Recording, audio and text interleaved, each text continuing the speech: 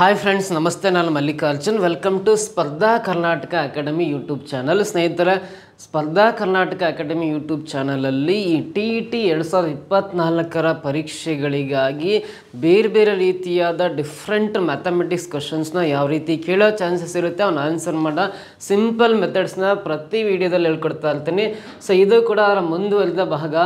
ಸ್ನೇಹಿತರೆ, ಸ್ಪರ್ಧಾ Karnataka academy YouTube ಚಾನಲ್ಗೆ ನೀವು ಇನ್ನೂ ಯಾರು ಸಬ್ಸ್ಕ್ರೈಬ್ ಆಗಿಲ್ಲ, ದಯವಿಟ್ಟು ಸಬ್ಸ್ಕ್ರೈಬ್ ಆಗಿ ಪಕ್ಕದಲ್ಲಿ ಬರೋ ಬೆಲ್ ಐಕನ್ ಪ್ರೆಸ್ ಮಾಡಿ. ಹಾಗೆ ಸ್ಪರ್ಧಾ ಕರ್ನಾಟಕ ಅಕಾಡೆಮಿ ಯೂಟ್ಯೂಬ್ ಚಾನಲಲ್ಲಿ ನಿಮಗೆ ಬೇರೆ ಬೇರೆ TET ಪ್ರಶ್ನೆಗಳನ್ನು ಯಾವ ರೀತಿ ಕ್ವಶನ್ಸ್ನ ಅನಲೈಸ್ ಮಾಡೋದಂತ ಹೇಳ್ಕೊಡ್ತೀವಿ. ನಿಮಗೆ ಏನಾರ topic wise syllabus wise classes ಬೇಕಂದರೆ ಸ್ಪರ್ಧಾ ಕರ್ನಾಟಕ ಅಕಾಡೆಮಿ ನೀವು ಗೂಗಲ್ ಪ್ಲೇಸ್ಟೋರಲ್ಲಿ ಹೋಗ್ಕೊಂಡು ಡೌನ್ಲೋಡ್ ಮಾಡ್ಕೊಂಡಿದ್ದೆ ಆದರೆ topic wise syllabus wise TET paper first paper ಸೆಕೆಂಡಿಗೆ ನಿಮಗೆ ಕ್ಲಾಸಸ್ ಸಿಗ್ತವೆ. ಹಾಗೆ ಬೀಟ್ ಫಾರೆಸ್ಟರು, ಹಾಗೆ VA ಎಕ್ಸಾಮ್ ಆಗಿರ್ಬೋದು, ಲ್ಯಾಂಡ್ ಸರ್ವೇರ್ ಎಕ್ಸಾಮು, PDO ಎಕ್ಸಾಮಿಗೆ ಆನ್ಲೈನ್ ಕೋರ್ಸಸ್ಸು ಕೂಡ ಅವೈಲೇಬಲ್ ಇದೆ. ಸೊ ಹೆಚ್ಚಿನ ಮಾಹಿತಿ ಬೇಕಂದರೆ ಇಲ್ಲಿ ಕಾಣಿಸ್ತಕ್ಕಂಥ ಮೊಬೈಲ್ ನಂಬರ್ಗೆ ಕರೆ ಮಾಡಿ ಅಂತ ಹೇಳ್ತಾ ಈ ಒಂದು ಕ್ಲಾಸಲ್ಲಿ ಮೊದಲನೇ ಪ್ರಶ್ನೆ ಯಾವ ರೀತಿ ಇದೆ ಅಂತ ನೋಡ್ತಾ ಹೋಗೋಣ. ಫಸ್ಟ್ ಕ್ವಶನ್ನ ಓದಿ ಅರ್ಥ ಮಾಡ್ಕೋಬೇಕು. ಪ್ರಶ್ನೆ ಯಾರಿಗೆ ಅರ್ಥ ಆಗುತ್ತೋ ಅವಾಗ ಆನ್ಸರ್ ಮಾಡೋದು ನಿಮಗೆ ಅರ್ಥ ಆಗುತ್ತೆ. ಆನ್ಸರ್ ಕೂಡ ಸಿಂಪಲ್ ಅನಿಸುತ್ತೆ. A square and on equilateral triangle have A side in common. If side of triangle is 4/3 centimeter, find the perimeter of the figure obtained ಅಂತ ಇದೆ. ಒಂದು ಚೌಕ ಮತ್ತು ಸಮಬಾಹು ತ್ರಿಕೋನವು ಸಾಮಾನ್ಯವಾದ ಬದಿಯನ್ನು ಹೊಂದಿರುತ್ತದೆ. ತ್ರಿಕೋನದ ಬದಿಯು 4/3 ಸೆಂಟಿಮೀಟರ್ ಉದ್ದವಾಗಿದ್ದರೆ ಪಡೆದ ಆಕೃತಿಯ ಪರಿಧಿಯನ್ನು ಕಂಡುಹಿಡಿಯಿರಿ. ಈ ಪರಿಧಿಗೆ ಇನ್ನೊಂದು ಹೆಸರು ಸುತ್ತಳತೆ ಅಂತಲೂ ಕರೀತಾರೆ. ಪೆರಿಮೀಟರ್ ಅಂತ ಇಂಗ್ಲೀಷಲ್ಲಿ ಹೇಳ್ತಾರೆ, ಕನ್ನಡದಲ್ಲಿ ಸುತ್ತಳತೆಯನ್ನು ಕಂಡುಹಿಡಿಯಿರಿ ಅಂತ ಕೇಳಿದಂಗೆ. ಹಾಗಾದ್ರೆ ಈ ಪ್ರಶ್ನೆ ಅರ್ಥ ಆಗಿದೆ ಅಂದರೆ, ಒಂದು ಚೌಕ ಸ್ಕ್ವೇರು ಮತ್ತು ಈಕ್ವಿಲ್ಯಾಟ್ರಲ್ ಟ್ರಯಾಂಗಲ್ ಸಮಬಾಹು ತ್ರಿಭುಜಕ್ಕೆ ಯಾವ್ಯಾವ ಕಾಮನ್ ಸೈಡ್ ಅಂತ ಕೊಟ್ಟಿದ್ದಾನೆ, ಸಾಮಾನ್ಯವಾದ ಬದಿ ಹೊಂದಿರುತ್ತವೆ. ಒಂದು ಚೌಕ ಮತ್ತು ಸಮಬಾಹು ತ್ರಿಭುಜ ಎರಡಕ್ಕೂ ಒಂದು ಸೈಡ್ ಕಾಮನ್ ಆಗಿರುತ್ತೆ ಅಂತ. ಹಾಗಾದ್ರೆ ಡಯಾಗ್ರಾಮ್ ಯಾವ ರೀತಿ ಬರಿಬೋದು ಅಂದರೆ, ಫಸ್ಟ್ ನೋಡ್ರಿ, ಒಂದು ಸ್ಕ್ವೇರ್ ಡ್ರಾ ಮಾಡ್ತೀನಿ ನಾನು. ಚೌಕ ಈ ರೀತಿ ಡ್ರಾ ಮಾಡ್ತೀನಿ. ಇದು ಚೌಕ. ಈ ಚೌಕಕ್ಕೂ ಮತ್ತು ಒಂದು ಸಮಬಾಹು ತ್ರಿಭುಜಕ್ಕೆ ಒಂದು ಬಾಹು ಕಾಮನ್ ಇರುತ್ತೆ. ಅಂದರೆ ಇಲ್ಲಿ 4ರಲ್ಲಿ ಯಾವುದಾದ್ರೂ ಒಂದು ಬಾಹು ಕಾಮನ್ ಇರೋ ಥರ ನಾವು ಸಮಬಾಹು ತ್ರಿಭುಜವನ್ನು ಡ್ರಾ ಮಾಡೋಣ. ಅಂದರೆ ಆ ತ್ರಿಭುಜಕ್ಕೂ ಅದೇ ಬಾಹು ಇರಬೇಕು, ಚೌಕಕ್ಕೂ ಒಂದು ಬಾಹು ಅದೇ ಇರಬೇಕು, ಒಂದು ಬಾಹು ಸಾಮಾನ್ಯವಾಗಿರ್ಬೇಕು, ಕಾಮನ್ ಇರಬೇಕು ಅಂತೇಳಿ. ಯಾವುದಾದ್ರು ಮೇಲಿಂದಕ್ಕೆ ಬರೆದ್ಬಿಡೋಣ. ಇದಕ್ಕೆ ನಾನು ಸಮಬಾಹು ತ್ರಿಭುಜವನ್ನು ಅಟ್ಯಾಚ್ ಮಾಡ್ತಾ ಇದ್ದೀನಿ. ಅಂದರೆ ಈ ಬಾಹುವಿನ ಅಳತೆ, ಇದರ ಅಳತೆ, ಇದರ ಅಳತೆ, ಈ ಮೂರು ಬಾಹುಗಳ ಅಳತೆಗಳು ಸಮವಾಗಿದ್ದರೆ ಇದನ್ನು ಸಮಬಾಹು ತ್ರಿಭುಜ. All three sides of a triangle are equal, then it is said to be a equilateral triangle ಅಂತ ಕರಿತೀವಿ. ಸಮಬಾಹು ತ್ರಿಭುಜ ಅಂದರೆ ಆಲ್ ಸೈಡ್ಸ್ ಆರ್ ಈಕ್ವಲ್ ಇರಬೇಕು, ಅದೇ ಈಕ್ವಿಲ್ಯಾಟ್ರಲ್ ಟ್ರಯಾಂಗಲ್, ಸಮಬಾಹು ತ್ರಿಭುಜ. ಹಾಗಾದರೆ ಇಲ್ಲಿ ಕೊಟ್ಟರೆ ಇನ್ಫಾರ್ಮೇಷನ್ ಪ್ರಕಾರ ಅದು ಡಯಾಗ್ರಾಮ್ ಈ ರೀತಿ ಆಯಿತು. ತ್ರಿಕೋನದ ಬದಿಯು 4/3 ಸೆಂಟಿಮೀಟರ್ ಅಂದರೆ ಈ ತ್ರಿಕೋನದ ಒಂದು ಸೈಡು 4/3 ಸೆಂಟಿಮೀಟರ್ ಇದೆ ಅಂದರೆ ಸಮಬಾಹು ತ್ರಿಭುಜ ಆಗಿರೋದ್ರಿಂದ ಇನ್ನೊಂದು ಸೈಡು ಕೂಡ 4/3 ಸೆಂಟಿಮೀಟರ್ ಆಗಿರುತ್ತೆ. ಆಮೇಲೆ ಈ ಸಮಬಾಹು ತ್ರಿಭುಜ ಅಂದರೆ ಇದು 4/3 ಸೆಂಟಿಮೀಟ್ರ್, ಇದು 4/3 ಸೆಂಟಿಮೀಟ್ರ್, ಇದು 4/3 ಸೆಂಟಿಮೀಟ್ರ್, ಇದು ಕೂಡ 4/3 ಸೆಂಟಿಮೀಟ್ರ್ ಇದೆ ಅಂದರೆ ಈ ಚೌಕದ ಎಲ್ಲ ಬಾಹುಗಳ ಅಳತೆ ಸಮವಾಗಿರೋದ್ರಿಂದ ಈ ಸೈಡು 4/3 ಇರುತ್ತೆ, ಈ ಸೈಡು ಅಳತೆ ಮಾಡಿದ್ರೆ 4/3 ಸೆಂಟಿಮೀಟ್ರ್ ಇರುತ್ತೆ, ಈ ಭಾಗನ ಅಳತೆ ಮಾಡಿದಾಗ ಅಷ್ಟೇ ಇರುತ್ತೆ, 4/3 ಸೆಂಟಿಮೀಟ್ರ್ ಇರುತ್ತೆ. ಹಾಗಾದರೆ ಈ ಒಂದು ಚಿತ್ರ ಕಾಣಿಸ್ತಾ ಇದೆಯಲ್ಲ, ಈ ಚಿತ್ರದ ಸುತ್ತಳತೆ ಎಷ್ಟು ಅಂತ ಕೇಳಿದ್ದಾನೆ. ಸುತ್ತಳತೆ ಪೆರಿಮೀಟರ್ ಎಷ್ಟು ಅಂತ ಇಂಗ್ಲೀಷಲ್ಲಿ ಕೇಳಿದ್ದಾನೆ. ಸುತ್ತಳತೆ ಅಂದರೆ ಔಟರ್ ಲೈನ್ಸ್ ಮಾತ್ರ ಅಡಿಷನ್ ಮಾಡ್ಕೋಬೇಕು. ಒಳಗಡೆ ಇರೋ ಈ ಆಬ್ಜೆಕ್ಟ್ನ ಒಳಗಡೆ ಕಾಣಿಸೋ ಲೈನ್ಸನ್ನು ಕೂಡಂಗಿಲ್ಲ. ಔಟರ್ ಲೈನ್ಸನ್ನು ನಾವು ಪೆರಿಮೀಟರ್ ಅಂತ ಕರಿತೀವಿ. ನೋಡ್ರಿ, ಈ ಆಬ್ಜೆಕ್ಟ್ನ ಸುತ್ತಳತೆ ಅಂದ್ರೆ ಈ ಲೈನ್ ಎಷ್ಟು ಉದ್ದ ಇದೆ, 4/3 ಸೆಂಟಿಮೀಟ್ರ್ ಇದೆ, ಇದು 4/3 ಸೆಂಟಿಮೀಟ್ರ್ ಇದೆ, ಇದು 4/3 ಸೆಂಟಿಮೀಟ್ರ್ ಇದೆ, ಇದು 4/3 ಸೆಂಟಿಮೀಟ್ರ್ ಇದೆ, ಇದು 4/3 ಸೆಂಟಿಮೀಟರ್. ಸುತ್ತಳತೆ ಕಂಡುಹಿಡಿಬೇಕಾದ್ರೆ ಇದನ್ನು ಕೌಂಟ್ ಮಾಡೋಂಗಿಲ್ಲ, ಅದು ಒಳಗಡೆ ಇರೋ ಲೈನ್, ಔಟರ್ ಲೈನ್ಸ್ ಮಾತ್ರ ಸುತ್ತಳತೆ ಆಗಿರುತ್ತೆ.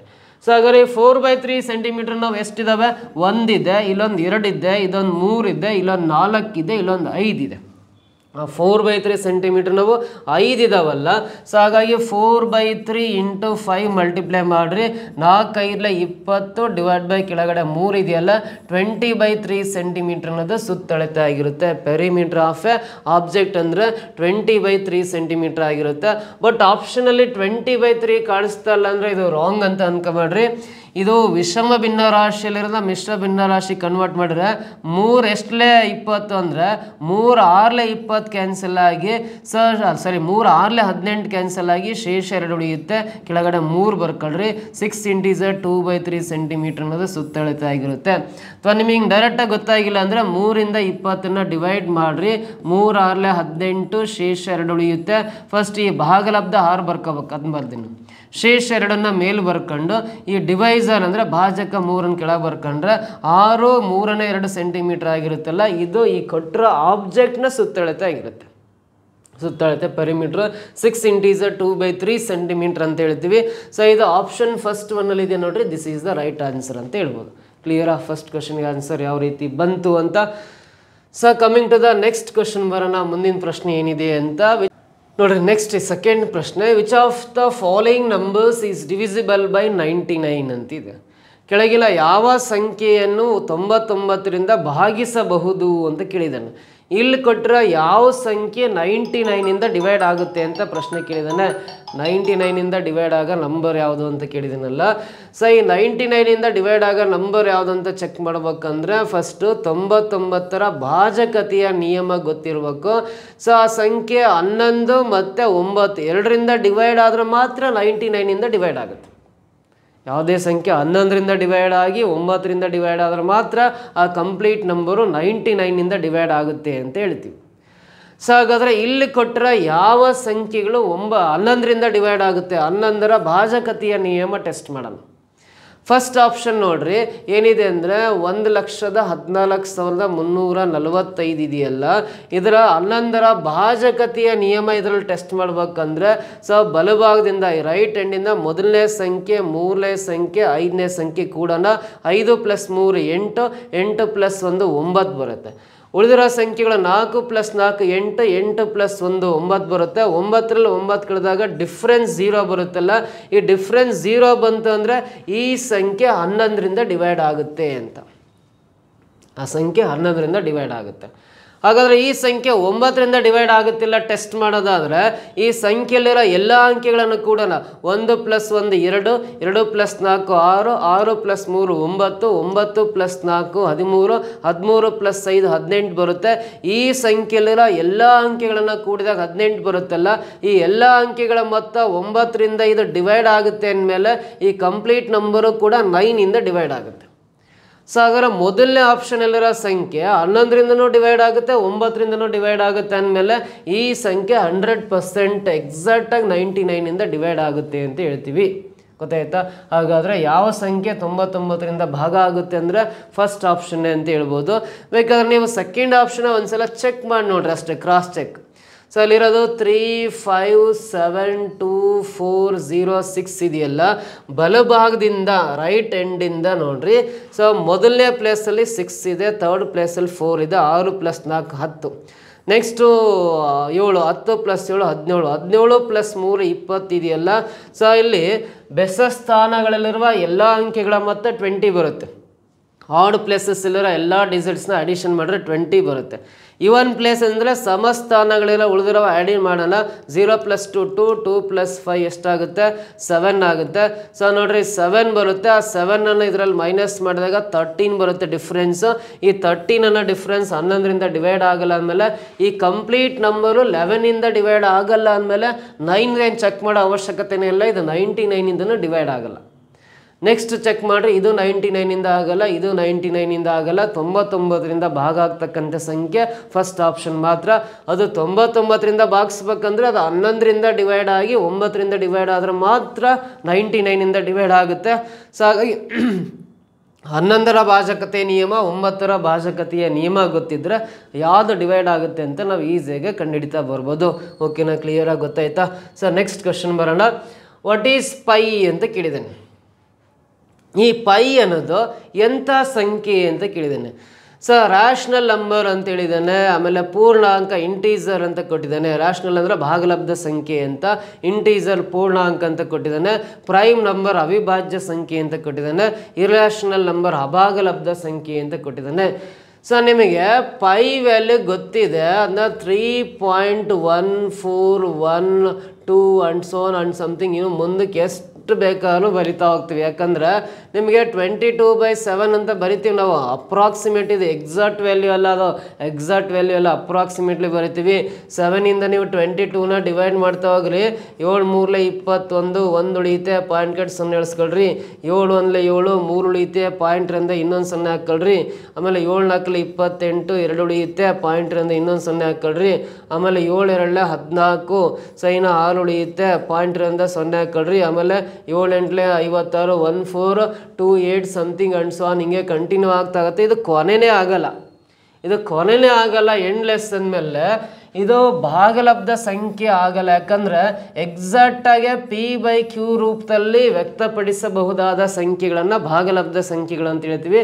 ಅದು ಪಾಯಿಂಟಿನ ಕಂಟಿನ್ಯೂನೇ ಆಗ್ತಾ ಇದಂದರೆ ಎಕ್ಸಾಕ್ಟಾಗಿ P/Q ರೂಪದಲ್ಲಿ ಬರೆಯೋಕ್ಕಾಗಲ್ಲ. ಪೈ ಅನ್ನೋದು ಭಾಗಲಬ್ಧ ಸಂಖ್ಯೆ ಅಲ್ಲ.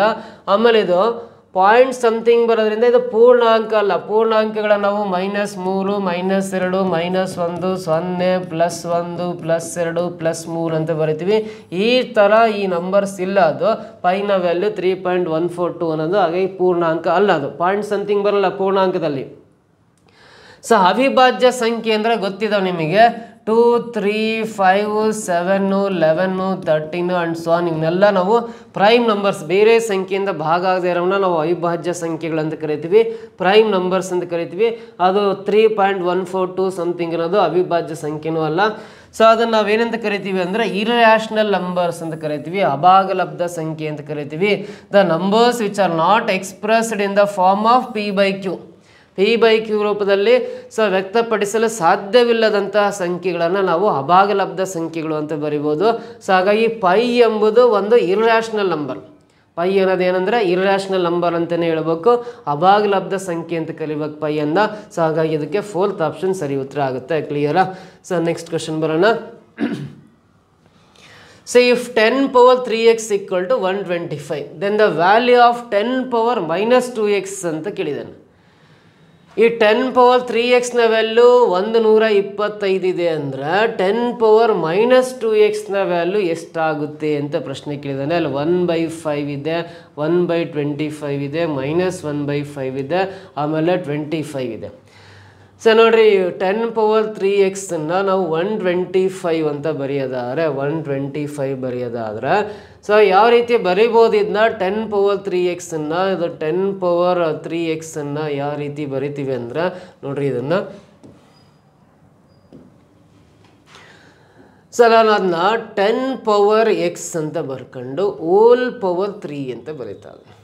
10 power x ಬರ್ಕೊಂಡು ಹೋಲ್ ಪವರ್ 3. ಸೊ ಯಾಕಂದರೆ 3 × x ಅಂದರೆ 2 ಪವರ್ಸ್ ಇದ್ದಾಗ, 2 ಪವರ್ಸ್ ಇದ್ದಾಗ 2 ಮಲ್ಟಿಪ್ಲೈ ಮಾಡ್ಬೇಕು. 3 × x ಅಂದರೆ 3x ಆಗೋದ್ರಿಂದ 10 power 3x 10 power x whole power 3 ಅಂತ ಬರ್ಕೊಂಡು ರೈಟ್ ಸೈಡಲ್ಲಿ 125ನ 5³ ಅಂತ ಬರೀತೀನಿ. 5³ ಅಂದರೆ 5ಅನ್ನು 3 ಟೈಮ್ಸ್ ಸೆಕೆಂಡ್ ಮಲ್ಟಿಪ್ಲೈ ಮಾಡಿರಿ. 5 × 5 25 × 5 125 ಆಗೋದ್ರಿಂದ 125ನ 5³ ಅಂತ ಬರಿತೀವಿ. ಸೊ ಎರಡೂ ಸೈಡು ಈ ಘಾತ ಏನಿದೆಯಲ್ಲ ಪವರು ಸೇಮ್ ಇದೆ, ಕ್ಯೂಬ್ ಸೇಮ್ ಇರೋದ್ರಿಂದ 10 power x ನಾನು 5 ಅಂತ ಬರಿತೀನಿ. 10 power x ಏನಂತ ಬರಿತೀನಿ? 5 ಅಂತ ಬರಿತೀನಿ. 10 power x ವ್ಯಾಲ್ಯೂ 5 ಆಗಿರುತ್ತೆ. ಸೊ ಇಲ್ಲಿ ಕೇಳಿರೋದು 10 power -2x ಬೇಕು. ನಮಗೆ 10 power -2x ಬೇಕಂದ್ರೆ ಎರಡೂ ಸೈಡ್ ಏನು ಮಾಡಬೇಕು ಅಂದರೆ ಘಾತ -2 ಮಲ್ಟಿಪ್ಲೈ ಮಾಡಬೇಕು. ಎರಡೂ ಕಡೆ -2 ಘಾತವನ್ನು ಹಾಕಬೇಕು. ಆವಾಗ ಅದು 10 power -2x ಸಮ ಬರುತ್ತೆ. ಮುಂದೆ ಹೇಳ್ಕೊಡ್ತೀನಿ ಹೆಂಗೆ ಅಂತ. ಸೊ 10 power 2x ಬೆಲೆ ಕೇಳಿರೋದ್ರಿಂದ ಎರಡೂ ಸೈಡು -2 ಘಾತ ಹಾಕೋಬೇಕು. ಇಲ್ಲೂ ಕೂಡ 5 power -2 ಎರಡೂ ಸೈಡ್ ಹಾಕ್ಬೇಕು, ಒಂದು ಸೈಡ್ ಹಾಕಕ್ಕೆ ಬರಲ್ಲ. ಇಲ್ಲಿ 2 ಪವರ್ಸ್ ಇದ್ದಾಗ ಮಲ್ಟಿಪ್ಲೈ ಮಾಡಿರಿ. -2 × x ಅಂದರೆ -2x ಆಗುತ್ತೆ. 5 power -2 ಅಂದರೆ ನೋಡ್ರಿ, ಇದು ಘಾತ ನೆಗೆಟಿವ್ ಇರೋದು ಪಾಸಿಟಿವ್ ಆಗ್ಬೇಕಂದ್ರೆ ರೆಸಿಪ್ರೋಕಲ್ ಆಗಿ ಬರೀಬೇಕು. 5 ಪವರ್ -2 ಇದೆಯಲ್ಲ, ಈ ಮೈನಸ್ ತೆಗೆದು ಪ್ಲಸ್ ಆಗಬೇಕು ಅಂದ್ರೆ ಸೊ ಇವಾಗ ಒಂದು ಕೆಲಸ ಮಾಡ್ರಿ, ಅದು ಮೈನಸ್ ಇರೋದು ಪ್ಲಸ್ ಆಗಬೇಕು ಅಂದ್ರೆ ಸೊ ಅದು ಘಾತ ಕೆಳಗಡೆ ಬರುತ್ತೆ, ಅಥವಾ ಘಾತ ಕೆಳಗಡೆ ಆದರೂ ಮಾಡ್ಕೋಬಹುದು. ಅಥವಾ ಇನ್ನೂ ಒಂದು ಮೆಥಡ್ ಏನು ಅಂದರೆ ನೋಡ್ರಿ, ಇದು ಕೆಳಗಡೆ ಏನಿಲ್ಲ ಅಂದರೆ 5ರ ಕೆಳಗಡೆ 1 ಇದ್ದಂಗೆ. ಈ ಪವರ್ ನೆಗೆಟಿವ್ ಇರೋದು ಪಾಸಿಟಿವ್ ಆಗ್ಬೇಕಾದ್ರೆ 5/1 ಇರೋದು ಅದು 1/5 ಹೋಲ್ ಪವರ್ +2 ಆಗುತ್ತೆ ಅಷ್ಟೆ. ಇದು 5 ಕೆಳಗಡೆ ಏನಿಲ್ಲ ಅಂದ್ರೆ 1 ಇದ್ದಂಗೆ. ಈ ಪವರ್ ನೆಗೆಟಿವ್ ಇರೋದು ಪಾಸಿಟಿವ್ ಮಾಡ್ಕೋಬೇಕಂದ್ರೆ ಸೊ ನಾವೇನು ಮಾಡಬೇಕು, 5/1 ಇರೋದನ್ನ 1/5 ಅಂತ ಉಲ್ಟಾ ಮಾಡ್ಕೊಂಡ್ರೆ ನೆಗೆಟಿವ್ ಇರೋದು ಪಾಸಿಟಿವ್ ಆಗುತ್ತೆ. ಅವಾಗ ಈ 1ಗೆ ಸ್ಕ್ವೇರ್ ಅಂದರೆ 1 ಬರುತ್ತೆ. ಈ 5ಗೆ ಸ್ಕ್ವೇರ್ ಮಾಡಿರಿ 25 ಕೆಳಗಡೆ ಬರುತ್ತೆ. ಸೊ 10 ಪವರ್ -2x ವ್ಯಾಲ್ಯೂ 1/25 ಬರುತ್ತೆ. 1/25 ಎರಡನೇ ಆಪ್ಷನಲ್ಲಿ ಇದೆಯಲ್ಲ, this is the right answer. ಗೊತ್ತಾಯ್ತಾ? ನೆಕ್ಸ್ಟ್ ಕ್ವೆಶನ್ ಬರೋಣ. 16,075 is divided by a number to give quotient 167 and remainder is 43. Then the divisor is ಅಂತ ಕೇಳಿದ್ದಾನೆ. 16,075 ಅಂತ ಒಂದು ಸಂಖ್ಯೆ ಇದೆ. 16,075 ಅಂತ ಒಂದು ನಂಬರನ್ನು ಯಾವುದೋ ಒಂದು ಸಂಖ್ಯೆಯಿಂದ ನೀವು ಭಾಗಿಸ್ತಾ ಇದ್ದೀರಿ. ಯಾವ ಸಂಖ್ಯೆ ಅಂತ ಗೊತ್ತಿಲ್ಲ. ಭಾಗಿಸಿದಾಗ ಕೋಶೆಂಟ್ ಅಂದರೆ ಭಾಗಲಬ್ಧ 167 ಬರುತ್ತೆ. ಆಮೇಲೆ ಶೇಷ ರಿಮೈಂಡರ್ ಇಲ್ಲಿ 63 ಬರ್ತಾ ಇದೆ, ಸರಿ 43 ಬರ್ತಾ ಇದೆ ಅಂತ. ಸೊ ಹಾಗಾದ್ರೆ ಈ ಸಂಖ್ಯೆ ಯಾವುದು ಅಂತ ಕಂಡುಹಿಡಿಬೇಕು.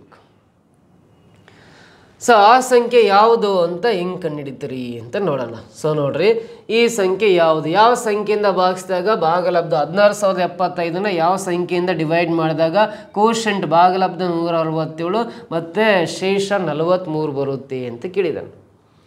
ಸೊ ಹಾಗಾದ್ರೆ ಆ ಸಂಖ್ಯೆ ಯಾವುದು ಅಂತ ನಾವು ಕಂಡುಹಿಡಿಬೇಕು.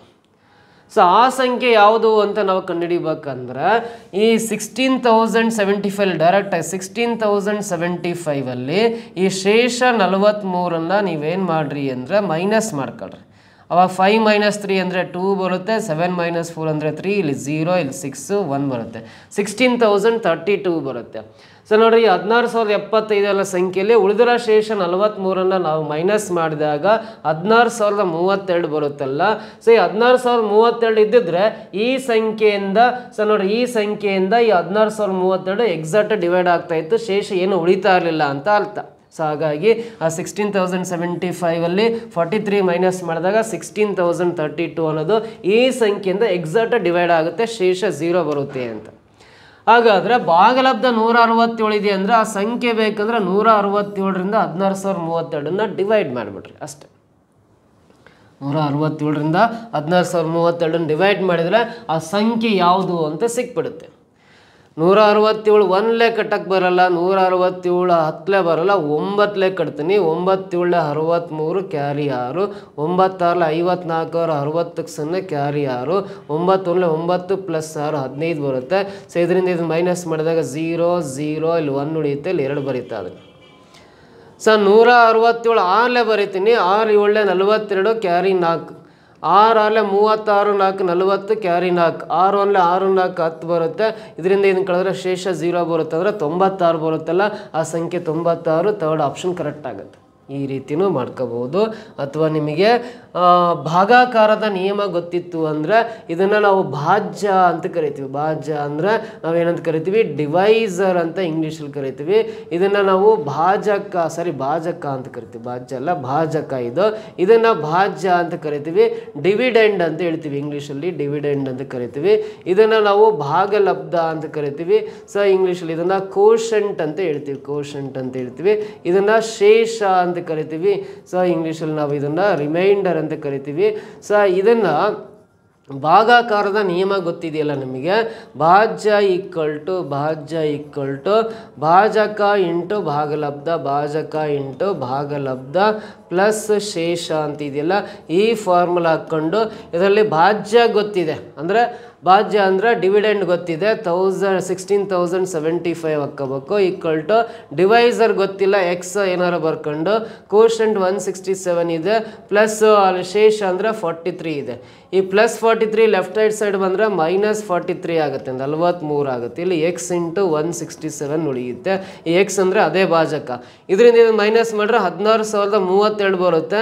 ಇಂಟು 167 ಲೆಫ್ಟ್ ಸೈಡ್ ಬಂದರೆ ಡಿವೈಡ್ ಬೈ 167 ಆಗುತ್ತೆ. ಇಲ್ಲಿ ಎಕ್ಸ್ ಉಳಿಯುತ್ತೆ. 167 97ರಿಂದ ಡಿವೈಡ್ ಮಾಡಿದಾಗ ಇಲ್ಲಿ ಬಾಕ್ಸಿನೆಲ್ಲ 96 ಅದೇ ಸಂಖ್ಯೆ ಆನ್ಸರ್ ಬರುತ್ತೆ. ಆ ಭಾಜಕ ಅಂದರೆ 96 ಅಂತ ಹೇಳ್ಬೋದು. ಆಪ್ಷನ್ 3 ಒನ್ ಆನ್ಸರ್ ಆಗುತ್ತೆ. ಈ ರೀತಿ ನಾವು ಫಾರ್ಮುಲಾ ಯೂಸ್ ಮಾಡ್ಕೊಂಡು ಆನ್ಸರ್ ಮಾಡ್ಬೋದು. ವಿತೌಟ್ ಫಾರ್ಮುಲಾ ಆನ್ಸರ್ ಮಾಡೋದು ನಿಮಗೆ ಹೇಳ್ಕೊಟ್ಟಿದ್ದೀನಿ. ಓಕೆನಾ, ಕ್ಲಿಯರಾ? ಸೊ ನೆಕ್ಸ್ಟ್ ಈ ಕ್ವಶನ್ ಅರ್ಥ ಆದಮೇಲೆ ಮುಂದಿನ ಕ್ವಶನ್ ಬರೋಣ. The number of positive prime integers less than 50 is ಅಂತ ಕೇಳಿದ್ದಾನೆ. 50ಕ್ಕಿಂತ ಕಡಿಮೆ ಇರುವ ಧನಾತ್ಮಕ ಅವಿಭಾಜ್ಯ ಪೂರ್ಣಾಂಕಗಳ ಸಂಖ್ಯೆ ಅಥವಾ ಅವಿಭಾಜ್ಯ ಸಂಖ್ಯೆಗಳ ಸಂಖ್ಯೆ ಎಷ್ಟು ಅಂತ ಕೇಳಿದ್ದಾನೆ. ಪಾಸಿಟಿವ್ ಪ್ರೈಮ್ ಇಂಟೀಸರ್ಸ್ ಅಂತ ಹೇಳಿದ್ದಾನೆ. ಪಾಸಿಟಿವ್ ಪ್ರೈಮ್ ಇಂಟೀಸರ್ಸ್ ಅಲ್ಲ, ಧನಾತ್ಮಕ ಅವಿಭಾಜ್ಯ ಸಂಖ್ಯೆಗಳಂದ್ರೆ ಸೊ ನಾವು ಪ್ರೈಮ್ ನಂಬರ್ಸ್ ಅಂದರೆ ಗೊತ್ತಿರ್ಬೇಕು. ಫಸ್ಟ್ ಆಫ್ ಆಲ್ ಬೇರೆ ಸಂಖ್ಯೆಯಿಂದ ಭಾಗವಾಗದೇ ಇರೋ ಸಂಖ್ಯೆಗಳು prime numbers. The numbers which are not divisible by any other numbers accept one and it self. ಒಂದರಿಂದ ಅಂತೂ ಎಲ್ಲ ಸಂಖ್ಯೆ ಭಾಗ ಆಗ್ತವೆ. ಅದೇ ಸಂಖ್ಯೆಯಿಂದ ಆ ಸಂಖ್ಯೆ ಅಂತ ಭಾಗ ಆಗುತ್ತೆ. ಆದರೆ ಬೇರೆ ಸಂಖ್ಯೆಯಿಂದ ಭಾಗವಾಗದೇ ಇರೋ ಸಂಖ್ಯೆಗಳನ್ನು ಅವಿಭಾಜ್ಯ ಸಂಖ್ಯೆಗಳು ಅಂತ ಕರಿತೀವಿ. ಸೊ ಯಾವ್ಯಾವ ಅಂದರೆ ಒಂದು ಅವಿಭಾಜ್ಯ ಸಂಖ್ಯೆ ಅಲ್ಲ, ಸಂಯುಕ್ತ ಸಂಖ್ಯೆ ಅಲ್ಲ, ಒಂದನ್ನು ಈ ಗ್ರೂಪಿಗೆ ಸೇರಿಸಂಗಿಲ್ಲ. 2 ಅನ್ನೋದು ಬೇರೆ ಸಂಖ್ಯೆಯಿಂದ ಭಾಗ ಆಗಲ್ಲ, ಅವಿಭಾಜ್ಯ ಸಂಖ್ಯೆ. 3 ಕೂಡ ಬೇರೆ ಸಂಖ್ಯೆಯಿಂದ ಭಾಗ ಆಗಲ್ಲ, ಅವಿಭಾಜ್ಯ ಸಂಖ್ಯೆ. 5 ಕೂಡ ಬೇರೆ ಸಂಖ್ಯೆಯಿಂದ ಭಾಗ ಆಗಲ್ಲ. ಆಮೇಲೆ 7 ಬೇರೆ ಸಂಖ್ಯೆಯಿಂದ ಭಾಗ ಆಗಲ್ಲ. ಆಮೇಲೆ 7 ಆದಮೇಲೆ 9 ಆಗುತ್ತೆ, 3 ಮೂಲೆ 11 ಭಾಗ ಆಗಲ್ಲ. ಆಮೇಲೆ ನೋಡ್ರಿ ನೆಕ್ಸ್ಟ್ ಬರೋ ಸಮಸಂಖ್ಯೆಗಳೆಲ್ಲವೂ ಬೇರೆ ಸಂಖ್ಯೆಯಿಂದ ಡಿವೈಡ್ ಆಗ್ತವೆ. ಇವಾಗ ಬೇರೆ ಬೆಸ ಸಂಖ್ಯೆಗಳು ನೋಡ್ತಾ ಹೋಗ್ರಿ. 11 ಆದಮೇಲೆ 13 ಬರುತ್ತಲ್ಲ, ಇದು ಬೇರೆ ಸಂಖ್ಯೆಯಿಂದ ಡಿವೈಡ್ ಆಗಲ್ಲ. 15 ಬೆಸ ಸಂಖ್ಯೆ, ಬಟ್ ಅದು ಬೇರೆ ಸಂಖ್ಯೆಯಿಂದ ಭಾಗ ಆಗುತ್ತೆ, 5ರಿಂದ 3ರಿಂದ ಆಗುತ್ತೆ, ಅದನ್ನ ಬರೆಯಂಗಿಲ್ಲ. 17 ಬೆಸ ಸಂಖ್ಯೆ, ಇದು ಬೇರೆ ಸಂಖ್ಯೆಯಿಂದ ಡಿವೈಡ್ ಆಗಲ್ಲ. 19 ಬೆಸ ಸಂಖ್ಯೆ, ಇದು ಕೂಡ ಬೇರೆ ಸಂಖ್ಯೆಯಿಂದ ಡಿವೈಡ್ ಆಗಲ್ಲ. 21 ಆಗುತ್ತೆ, 7 ಮೂಲ 21. 23 ಬೇರೆ ಸಂಖ್ಯೆಯಿಂದ ಡಿವೈಡ್ ಆಗಲ್ಲ, ಇದು ಅವಿಭಾಜ್ಯ ಸಂಖ್ಯೆ. 25 ಡಿವೈಡ್ ಆಗುತ್ತೆ, 5ರಲ್ಲಿ 25. 27 ಕೂಡ ಆಗುತ್ತೆ, 9 ಮೂಲ 27. 29 ಡಿವೈಡ್ ಆಗಲ್ಲ, ಅವಿಭಾಜ್ಯ ಸಂಖ್ಯೆ. 31 ಡಿವೈಡ್ ಆಗಲ್ಲ, ಅವಿಭಾಜ್ಯ ಸಂಖ್ಯೆ. 33 ಆಗುತ್ತೆ, 11 ಮೂಲ 33. 35 ಡಿವೈಡ್ ಆಗುತ್ತೆ, 7 ಇಲ್ಲ 35. 37 ಡಿವೈಡ್ ಆಗಲ್ಲ, ಇದು ಅವಿಭಾಜ್ಯ ಸಂಖ್ಯೆ. 39 ಡಿವೈಡ್ ಆಗುತ್ತೆ, 13 ಮೂಲ 39. 41 ಡಿವೈಡ್ ಆಗಲ್ಲ, ಅವಿಭಾಜ್ಯ ಸಂಖ್ಯೆ. 43 ಡಿವೈಡ್ ಆಗಲ್ಲ, ಅವಿಭಾಜ್ಯ ಸಂಖ್ಯೆ. 45 ಆಗುತ್ತೆ, 9 ಇಲ್ಲ 45. 47 ಡಿವೈಡ್ ಆಗಲ್ಲ, ಅವಿಭಾಜ್ಯ ಸಂಖ್ಯೆ. 49 ಆಗುತ್ತೆ, 7 49. ಸೊ ಹಾಗಾಗಿ 50ಕ್ಕಿಂತ ಕಡಿಮೆ ಇರೋ ಧನಾತ್ಮಕ ಅವಿಭಾಜ್ಯ ಪೂರ್ಣಾಂಕಗಳ ಸಂಖ್ಯೆ ಅಂದರೆ ಇವಿಷ್ಟು ಪಾಸಿಟಿವ್ ಪ್ರೈಮ್ ಇಂಟೀಸರ್ಸ್ ಅಂತ ಕರಿತೀವಿ. ಇವೆಲ್ಲ ಕೌಂಟ್ ಮಾಡಿರಿ, 15 ಇದಾವೆ. ಎಷ್ಟಿದಾವೆ? 15 ಇದಾವೆ. ಒಂದು ವೇಳೆ 1ರಿಂದ 100 ತನಕ ಅವಿಭಾಜ್ಯ ಸಂಖ್ಯೆಗಳು ಎಷ್ಟಿದ್ದಾವೆ ಅಂತ ಕೇಳಿದರೆ ಡೈರೆಕ್ಟ್ 25 ಅಂತ ಬರೀಬೇಕು.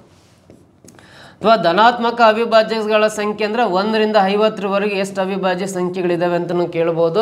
ಡೈರೆಕ್ಟಾಗಿ 15 ಅಂತ ಆನ್ಸರ್ ಬರೀಬೇಕು. ಕೌಂಟ್ ಮಾಡಿರಿ, 1 2 3 4 5 6 7 8 9 10 11 12 13 14 15 ಇರೋದ್ರಿಂದ ಸೊ ಅಲ್ಲಿ 50ಕ್ಕಿಂತ ಕಡಿಮೆ ಇರೋ ಅವಿಭಾಜ್ಯ ಸಂಖ್ಯೆಗಳ ಸಂಖ್ಯೆ ಅಂದರೆ 15 ಇದ್ದಾವೆ. The positive prime integers less than 50 ಅಥವಾ 1ರಿಂದ 50ರವರೆಗಿನ ಅವಿಭಾಜ್ಯ ಸಂಖ್ಯೆಗಳು ಎಷ್ಟು ಅಂತಲೂ ಪ್ರಶ್ನೆ ಕೇಳ್ಬೋದು. 15 ಅವಿಭಾಜ್ಯ ಸಂಖ್ಯೆಗಳಿದ್ದಾವೆ. ಸೊ ಇಲ್ಲಿ 15 ಅನ್ನೋದು 4th ಆಪ್ಷನಲ್ಲಿದೆ, ಇದೇ ರೈಟ್ ಆನ್ಸರು. ಒಂದು ವೇಳೆ ಇದೇ ಪ್ರಶ್ನೆನ 100ಕ್ಕಿಂತ ಕಡಿಮೆ ಇರುವ ಅಥವಾ 1ರಿಂದ 100ರವರೆಗಿನ ಅವಿಭಾಜ್ಯ ಸಂಖ್ಯೆಗಳು ಎಷ್ಟು ಅಂತ ಕೇಳಿದರೆ 25 ಬರೀಬೇಕಾಗುತ್ತೆ. ಗೊತ್ತಾಯ್ತಾ ಇದಕ್ಕೆ answer? So next question try ಮಾಡ್ತಾ ಬರೋಣ. 2 ಸಂಖ್ಯೆಗಳಲ್ಲಿ ದೊಡ್ಡ ಸಂಖ್ಯೆ 2ರಷ್ಟು, ಚಿಕ್ಕ ಸಂಖ್ಯೆ 5ರಷ್ಟಕ್ಕಿಂತ 3 ಹೆಚ್ಚಾಗಿದೆ.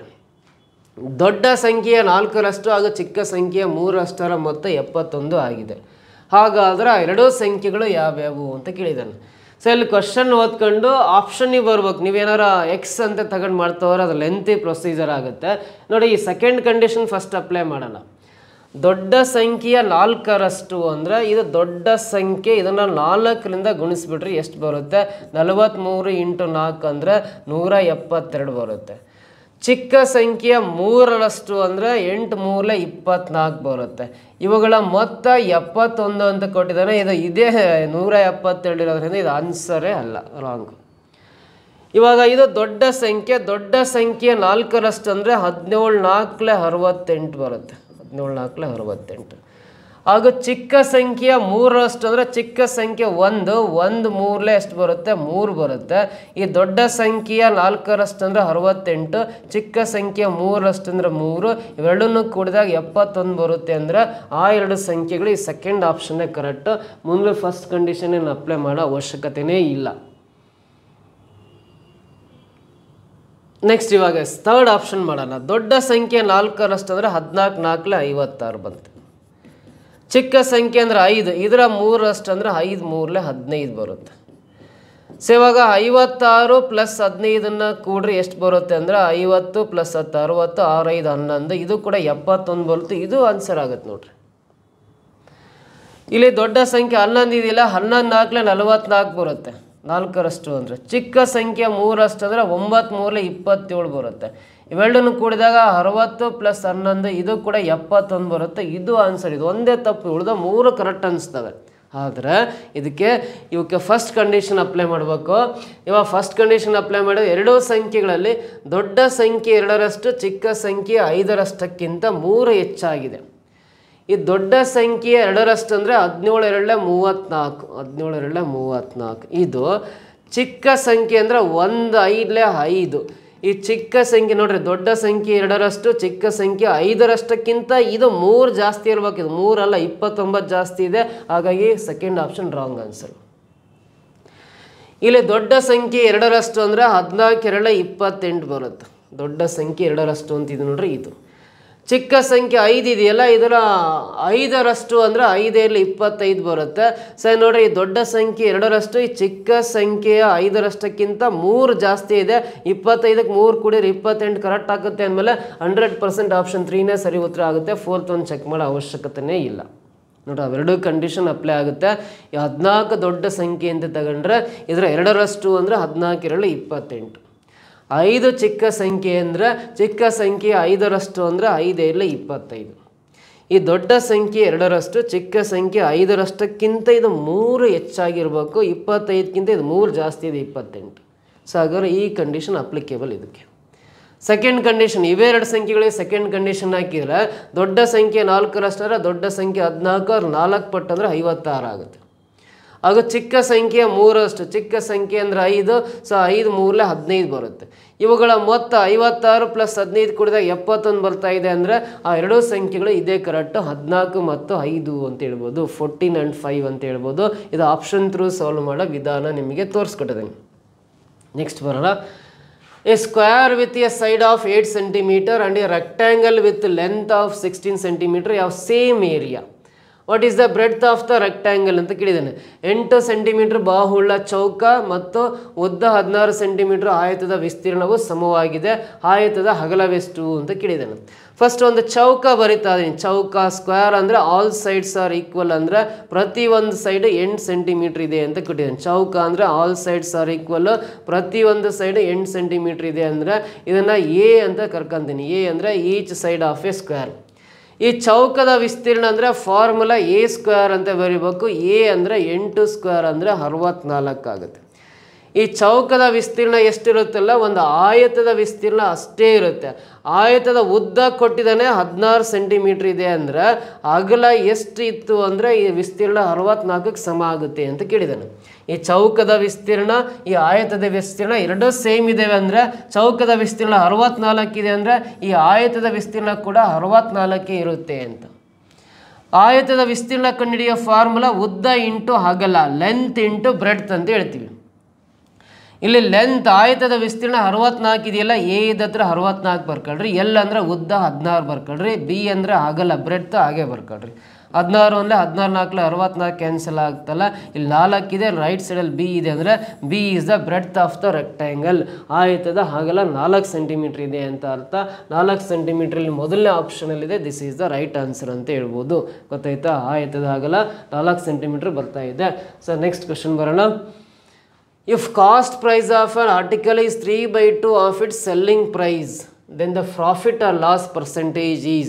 ಒಂದು ವಸ್ತುವಿನ ಕೊಂಡ ಬೆಲೆಯು ಮಾರಿದ ಬೆಲೆಯ 3/2ರಷ್ಟಿದೆ. ಹಾಗಾದರೆ ಲಾಭ ಅಥವಾ ನಷ್ಟದ ಶೇಕಡಾವಾರು ಎಷ್ಟು ಬರುತ್ತೆ ಅಂತ. ಫಸ್ಟ್ ಇಲ್ಲಿ ಕೊಂಡ ಬೆಲೆ ಇದೆ, ಕಾಸ್ಟ್ ಪ್ರೈಸ್ ಅಂತ ಬರಿತೀವಿ. ಆಮೇಲೆ ಮಾರಿದ ಬೆಲೆ ಇದೆ, ಸೆಲ್ಲಿಂಗ್ ಪ್ರೈಸ್ ಅಂತ ಬರಿತೀವಿ. ಸೊ ಇಲ್ಲಿ ಕೊಂಡ ಬೆಲೆಯು ಮಾರಿದ ಬೆಲೆಯ 3/2ರಷ್ಟಿದೆ ಅಂದರೆ ಈ 3ನ ಸೆಲ್ಲಿಂಗ್ ಪ್ರೈಸಿಗೆ ಬರ್ಕೋಬೇಕು, ಡಿನಾಮಿನೇಟರ್ಲ 2ನ ಕಾಸ್ಟ್ ಪ್ರೈಸಿಗೆ ಬರ್ಕೋಬೇಕು. ಸೊ ಅವಾಗ ಈ ರೀತಿ 2 ವಸ್ತುಗಳ ಕೊಂಡ ಬೆಲೆ 3 ವಸ್ತುಗಳ ಮಾರಿದ ಬೆಲೆಗೆ ಸಮ ಅಂತ ಅರ್ಥ ಆಗುತ್ತೆ. ಸೊ ನೋಡ್ರಿ, ಸೊ ಇವಾಗ ಏನು ಮಾಡ್ರಿ ಅಂದರೆ ಈ ಕಾಸ್ಟ್ ಪ್ರೈಸ್ ಏನಿದೆಯಲ್ಲ ಇದು ಸೆಲ್ಲಿಂಗ್ ಪ್ರೈಸ್ನ 3/2 ಸಮ ಅಂದರೆ ಈಕ್ವಲ್ ಟು ಹಾಕಿ ಈ ಥರ ಬರೀತೀವಿ. ಈ ಎರಡನ್ನು ಈ ಕಡೆ ತಗೊಂಡ್ವಿ ಅಂದರೆ 2 ಇಂಟು ಕೊಂಡ ಬೆಲೆ ಈಕ್ವಲ್ ಟು 3 ಇಂಟು ಮಾರಿದ ಬೆಲೆ ಆಗುತ್ತೆ. ಇದರ ಅರ್ಥ 2 ವಸ್ತುಗಳ ಕೊಂಡ ಬೆಲೆ 3 ವಸ್ತುಗಳ ಮಾರಿದ ಬೆಲೆಗೆ ಸಮವಾಗಿರುತ್ತೆ ಅಂತ.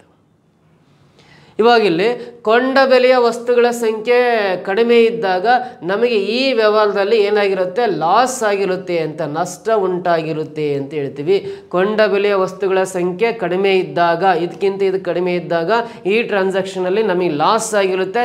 ಎಷ್ಟು % ಲಾಸ್ ಅಂತ ಕಂಡುಹಿಡಿಬೇಕಂದ್ರೆ ಈ 3ರಲ್ಲಿ 2 ಮೈನಸ್ ಮಾಡಿರಿ 1 ಬರುತ್ತೆ, ಡಿಫ್ರೆನ್ಸ್ ಮೇಲೆ ಬರ್ಕೊಳ್ರಿ. ಕೆಳಗಡೆ ಈ ಸೆಲ್ಲಿಂಗ್ ಪ್ರೈಸ್ ವಸ್ತುಗಳ ಸಂಖ್ಯೆನ ಕೆಳಗಡೆ ಬರ್ಕೊಂಡು ಇಂಟು ಪರ್ಸೆಂಟೇಜಲ್ಲಿ ಬೇಕಲ್ಲ 100 ಹಾಕೊಂಡು ಸಿಂಪ್ಲಿಫೈ ಮಾಡಿರಿ. 3ರಿಂದ 100 ಡಿವೈಡ್ ಮಾಡಿರಿ ಎಷ್ಟು ಬರುತ್ತೆ ಅಂದರೆ 33 ಇಂಟೀಸರ್ 1/3% ಬರುತ್ತೆ. ಅಥವಾ ಅದನ್ನ ಫ್ರಾಕ್ಷನಲ್ಲಿ ಬರ್ಕೊಂಡ್ರೆ 33.33% ಆಗುತ್ತೆ. ಸೊ 33 1/3% ಲಾಸ್ ಆಗಿರುತ್ತೆ. 33 ಇಂಟೀಸರ್ 1/3% ಲಾಸ್ ಅನ್ನೋದು 4th ಆಪ್ಷನಲ್ಲಿದೆ. ಬಟ್ ಫಸ್ಟ್ ಆಪ್ಷನಲ್ಲಿ ಇದೆ, ಅದು ಪ್ರಾಫಿಟ್ ಇದೆ, ಹಾಗಾಗಿ ರಾಂಗ್, ಇಲ್ಲಿ ಲಾಸ್ ಅಂತ ಹೇಳಿದ್ದೀನಲ್ಲ. So 4th option correct. So ಯಾಕಂದರೆ ಕ್ಯಾಲ್ಕುಲೇಟ್ ಮಾಡಿರಿ, 1 ಇಂಟು 100 ಬರುತ್ತೆ, ಕೆಳಗಡೆ 3 ಇದೆ.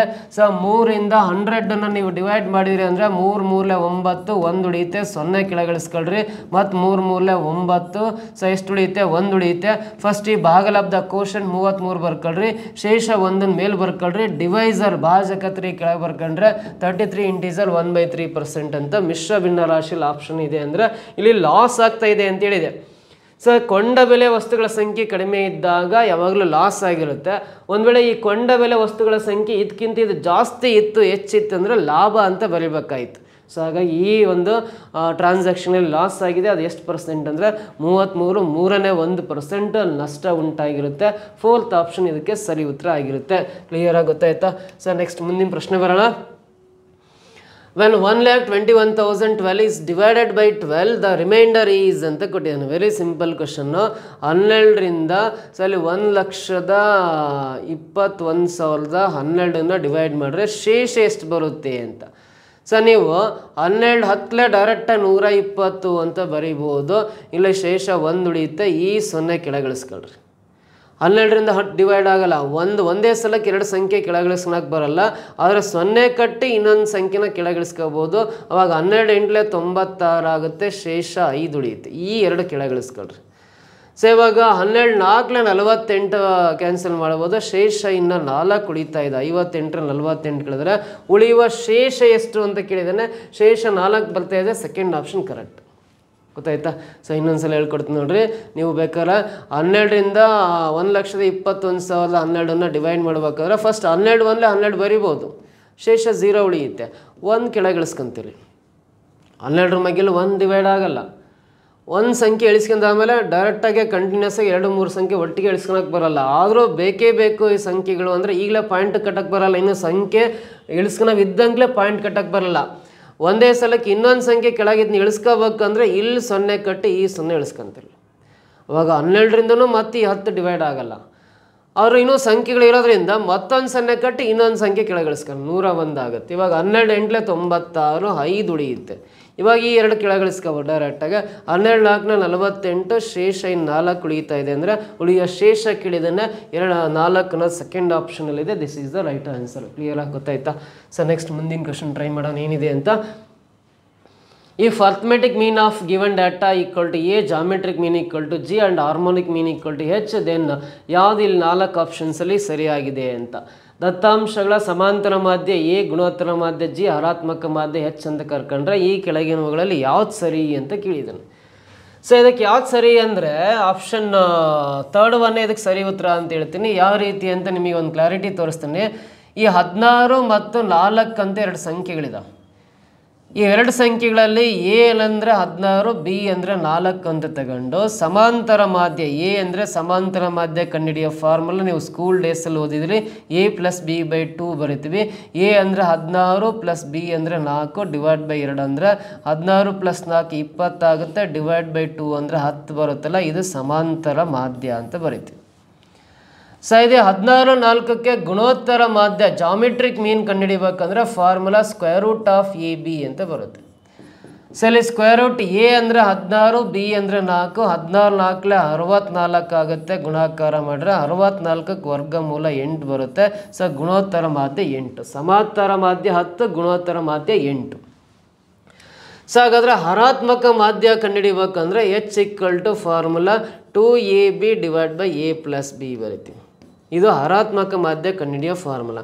2 × a ಅಂದರೆ 16, ಬಿ ಅಂದರೆ 4 ಬರ್ಕೊಳ್ರಿ. ಕೆಳಗಡೆ a ಅಂದರೆ 16 ಪ್ಲಸ್ ಬಿ ಅಂದರೆ 4 ಬರೆಯೋಣ. ಇಲ್ಲಿ 16 64 × 2 128 ಆಗುತ್ತೆ. ಡಿವೈಡ್ ಬೈ 20 ಬರಿತೀನಿ.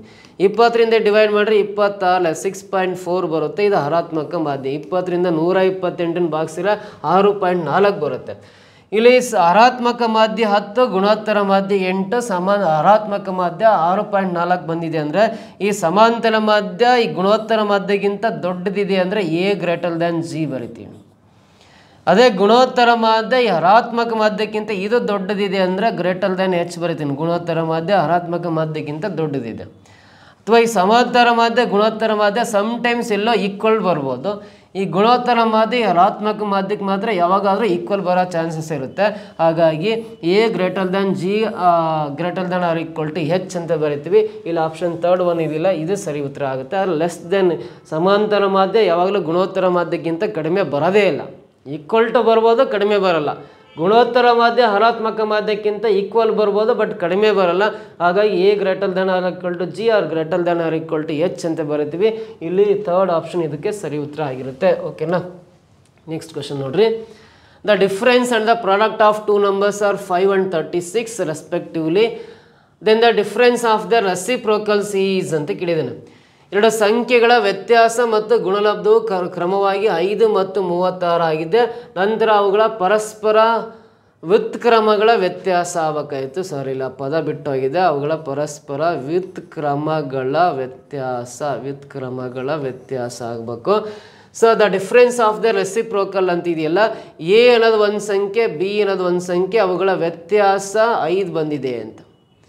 ಅದೇ ಎ ಮತ್ತು ಬಿ ಅವೆರಡನ್ನ ಗುಣಿಸಿದಾಗ ಗುಣಲಬ್ಧ 36 ಬಂದಿದೆ ಅಂತ.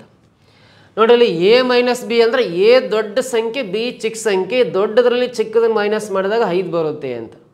ಅದೇ ಎ ಅನ್ನೋ ದೊಡ್ಡ ಸಂಖ್ಯೆ, ಬಿ ಅನ್ನೋ ಚಿಕ್ಕ ಸಂಖ್ಯೆ, ಅವೆರಡು ಗುಣಿಸಿದಾಗ ಗುಣಲಬ್ಧ 36 ಬರುತ್ತೆ. ಅವುಗಳ ವ್ಯುತ್ಕ್ರಮಗಳ ವ್ಯತ್ಯಾಸ, ಡಿಫ್ರೆನ್ಸ್ ಆಫ್ ದ ರೆಸಿಪ್ರೋಕಲ್ಸ್ ಅಂದರೆ ಎ ದೊಡ್ಡದು, ಬಿ ಚಿಕ್ಕದು ಅಂತೇಳಿದೆ. ವ್ಯುತ್ಕ್ರಮ ಅಂದರೆ 1/a ಅಂತ ಬರಿಬೇಕು, 1/b ಅಂತ ಬರಿಬೇಕು. ಎನ ವ್ಯುತ್ಕ್ರಮ ರೂಪ ಅಂದರೆ 1/a, ಬಿನ ವ್ಯುತ್ಕ್ರಮ ರೂಪ ಅಂದರೆ 1/b ಬರಿಬೇಕು. ಸೊ ಎನ ರೆಸಿಪ್ರೋಕಲ್ ಅಂದರೆ 1/a, ಬಿನ ರೆಸಿಪ್ರೋಕಲ್ ಅಂದರೆ 1/b. ಸೊ ಮೊದಲು ನಾನು ಹೇಳಿದ್ದು ಎ ದೊಡ್ಡ ಸಂಖ್ಯೆ, ಬಿ ಚಿಕ್ಕ ಸಂಖ್ಯೆ, ಎನಲ್ಲಿ ಬಿ ಕಳೆದಾಗ ಡಿಫ್ರೆನ್ಸ್ 5 ಬರುತ್ತೆ ಅಂತ ಹೇಳಿದ್ದೆ. ಆರ ವ್ಯುತ್ಕ್ರಮದಲ್ಲಿ ಇವಾಗ ಎ ದೊಡ್ಡದಾಗಿರಲ್ಲ, 1/b ದೊಡ್ಡದಾಗಿರುತ್ತೆ, ಅವಾಗ 1/a ಚಿಕ್ಕದಾಗಿರುತ್ತೆ.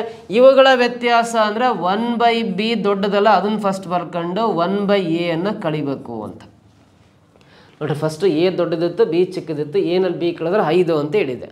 ಅವುಗಳ ವ್ಯುತ್ಕ್ರಮ ರೂಪದಲ್ಲಿ ಇವಾಗ 1/b ದೊಡ್ಡದಾಗಿರುತ್ತೆ, 1/a ಚಿಕ್ಕದಾಗಿರುತ್ತೆ. ಸೊ ಈ ದೊಡ್ಡ ಸಂಖ್ಯೆಯಲ್ಲಿ ಚಿಕ್ಕ ಸಂಖ್ಯೆಯನ್ನು ಮೈನಸ್ ಮಾಡಿದಾಗ ವ್ಯುತ್ಕ್ರಮಗಳ ವ್ಯತ್ಯಾಸ ಎಷ್ಟು ಬರುತ್ತೆ ಅಂತ ಕೇಳಿದಾಗ ಈ ಡಿನಾಮಿನೇಟರ್ ಏನಿದಾವಲ್ಲ ಇವುಗಳಿಗೆ ಲಾಸ್ ಸಹ ತಗೋಬೇಕು. a × b ಅಂದರೆ ab ಆಗುತ್ತೆ, b × a ಅಂದರೆ ba ಅಥವಾ a × b ಅಂದರೆ ab. ಇವನ್ನ ಕ್ರಾಸ್ ಮಲ್ಟಿಪ್ಲೈ ಮಾಡೋಣ. a × 1 ಅಂದರೆ a ಬರುತ್ತೆ, ಮೈನಸ್ b × 1 ಅಂದರೆ b ಬರುತ್ತೆ. a ಮೈನಸ್ b ಅಂದರೆ ಇಲ್ಲಿದೆ 5 ಬರೆಯೋಣ. ಡಿವೈಡ್ ಬೈ a × b ಅಂದರೆ ಇಲ್ಲಿದೆ 36 ಬರೆಯೋಣ. ಸೊ ಅವುಗಳ ವ್ಯುತ್ಕ್ರಮಗಳ ವ್ಯತ್ಯಾಸ 5/36 ಆಗುತ್ತೆ. 5/36 ಫಸ್ಟ್ ಆಪ್ಷನ್ನೇ ಕರೆಕ್ಟು. ಆದರೆ ಈ ಪ್ರಶ್ನೆ ಇದೇ ಥರ ಯಾವ್ದಾದ್ರು ರಿಪೀಟ್ ಆಯ್ತು ಅಂದರೆ ವೆರಿ ಸಿಂಪಲ್. ಡಿಫ್ರೆನ್ಸ್ 5, ಪ್ರಾಡಕ್ಟ್ 36 ಇದೆಯಲ್ಲ, ಅವುಗಳ ವ್ಯುತ್ಕ್ರಮಗಳ ವ್ಯತ್ಯಾಸ ಕೇಳಿದಾಗ ಡೈರೆಕ್ಟಾಗಿ 5/36ನೇ ಬರ್ಕೊಂಬಿಟ್ರೆ ಮುಗಿದೋತ್ತು. ಇನ್ನೇನು ಇದೆಲ್ಲ ಏನು ಮಾಡೋ ಅವಶ್ಯಕತೆಯೇ ಇಲ್ಲ. ನಿಮಗೆ ಅದು ಕ್ಲಾರಿಟಿ ಸಿಗಲಿ ಅಂತ ತೋರಿಸ್ಕೊಟ್ಟಿದ್ದೇನೆ. ನೆಕ್ಸ್ಟ್ ಕ್ವಶನ್ ಬರೋಣ. The area of 4 walls of a room is 660 meters square and the length is twice its width. If the height of the room is 11 meter, then the area of the ceiling is ಅಂತ ಇದೆ. ಕೋಣೆಯ 4 ಗೋಡೆಗಳ ವಿಸ್ತೀರ್ಣ 660 metre square ಮತ್ತು ಉದ್ದವು ಅದರ 2 ಪಟ್ಟು ಅಗಲವಾಗಿದೆ. ಕೋಣೆಯ ಎತ್ತರ 11 ಮೀಟರ್ ಆಗಿದ್ದರೆ ಅದರ ಚಾವಣಿಯ ವಿಸ್ತೀರ್ಣ ಎಷ್ಟು ಅಂತ ಕೇಳಿದ್ದಾನೆ. So find the area of ceiling ಅಂತ ಕೇಳಿದ್ದಾನೆ. ಸೊ ಇದು ನಿಮಗೆ ಹೋಮ್ವರ್ಕ್. ಈ ಕ್ವಶನ್ಗೆ ನೀವು ಆನ್ಸರ್ ಕಂಡಿಡ್ದು ಇಲ್ಲಿರೋ ಆಪ್ಷನ್ಸಲ್ಲಿ ಯಾವ್ದು ಬರುತ್ತೆ ಅಂತ ಕಮೆಂಟ್ ಬಾಕ್ಸಲ್ಲಿ ಕಮೆಂಟ್ ಮಾಡ್ತಾ ಬನ್ನಿ. ನೆಕ್ಸ್ಟ್ ವೀಡಿಯೋದಲ್ಲಿ ನಿಮಗೆ ಆನ್ಸರ್ ಗೊತ್ತಾಗಿಲ್ಲ ಅಂದರೆ ಇದು ಕ್ಲಾರಿಟಿ ಕೊಡ್ತೇನೆ. ನೆಕ್ಸ್ಟ್ ವೀಡಿಯೋದಲ್ಲಿ ಈ ಕ್ವಶನ್ ಸಾಲ್ವ್ ಮಾಡಿ ಮುಂದಕ್ಕೆ ಹೋಗ್ತೀನಿ. ಸೊ ಇದು ನಿಮಗೆ ಹೋಮ್ವರ್ಕ್. ಯಾರಾದರೂ ನಿಮಗೆ ಪೂರ್ತಿ ವಿಡಿಯೋ ವಾಚ್ ಮಾಡಿದ್ರೆ ಅಂತೂ ಕಮೆಂಟ್ ಖಂಡಿತ ಮಾಡೇ ಮಾಡ್ತಾರೆ. ಈ ವಿಡಿಯೋಸ್ ನಮಗೆ ಇಷ್ಟ ಆಗಿದ್ರೆ ನಿಮಗೆ ಪ್ಲೀಸ್ ಒಂದು ಲೈಕ್ ಕೊಡಿ, ಹಾಗಾದ್ರೆ ಕಮೆಂಟ್ ಮಾಡಿ ನಿಮ್ಮ ಫ್ರೆಂಡ್ಸ್ ಗ್ರೂಪಿಗೆಲ್ಲ ಶೇರ್ ಮಾಡ್ತಾ ಬನ್ನಿ. ನೆಕ್ಸ್ಟ್ ಮುಂದಿನ ವೀಡಿಯೋದಲ್ಲಿ ಮತ್ತೆ ಬೇರೆ ಬೇರೆ ಪ್ರಶ್ನೆಗಳನ್ನು ನಿಮಗೆ ಹೇಳ್ಕೊಡ್ತೀನಿ. Thank you so much.